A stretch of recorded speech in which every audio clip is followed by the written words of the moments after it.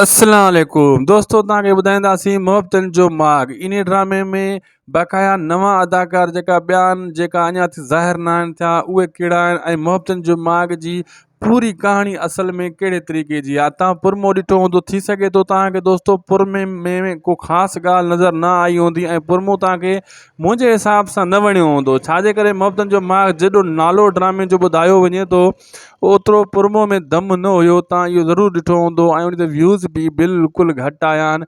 इहा बि तव्हांखे असां कहाणी ॿुधाईंदासीं। आख़िरकार पुरमो एॾो ढिलो छो ॾिनो वियो, या ड्रामो ई अहिड़ो ढिलो आहे, या ड्रामो बहितरीनु आहे। दोस्तों, इन वीडियो के आख़िर ते ॾिसो ऐं थी सघे शाहिद खुसो व्लॉग यूट्यूब चैनल खे बि ज़रूरु सब्सक्राइब कंदा, असांजे पेज खे बि फॉलो लाइक शेयर ज़रूरु कंदा। दोस्तों, मां तव्हांखे ॿुधाईंदो हलां, ड्रामो जेको मुहब्बतनि जो माॻ अचण वारो आहे, एॾो ढिलो बि न आहे, एॾो बेकार बि न आहे। असल में हुननि हिकिड़ो सरप्राइज़ रखियो आहे तव्हांजे लाइ। अगरि ड्रामे जे पुरमो में सभु कुझु ॾेखारे छॾनि हा त सभु कुझु ज़ाहिर थी वञे हा। हाणे माण्हू इंतज़ारु कंदा, इन जे लाइ इंतज़ारु कंदा त पहिरीं क़िस्त अचे त ॾिसूं ड्रामो केॾो भलो आहे या केॾो किनो आहे। दोस्तों, ड्रामो हिकु बहितरीनु ड्रामो आहे।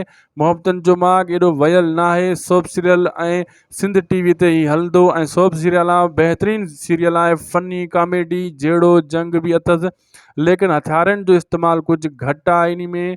ऐं इन में जेका बि अदाकार आहिनि सभई बहितरीनु अदाकार आहिनि। दोस्तों, सभ खां पहिरियां अपडेट मुहब्बतनि जो माॻ जी मूं ई ॾिनी हुई ऐं अॻिते लगातार तव्हांखे अपडेट आऊं ॾींदो रहंदुसि।